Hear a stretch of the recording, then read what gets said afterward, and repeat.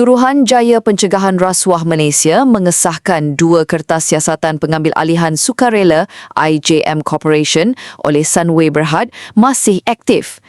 Ketua Pesuruhjaya SPRM, Datuk Seri Abdul Halim Aman berkata, siasatan mendapati terdapat unsur penyelewengan yang boleh disiasat di bawah Akta SPRM dan AMLA melibatkan 2 individu.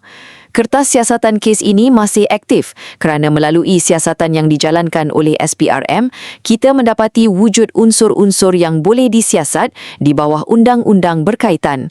Katanya selepas melakukan lawatan kerja ke pejabat SPRM Selangor pada Rabu 20 Mei 2026.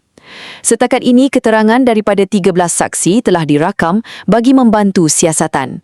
Beliau menegaskan kertas siasatan kekal terbuka kerana terdapat elemen yang jelas untuk tindakan lanjut di bawah undang-undang berkaitan.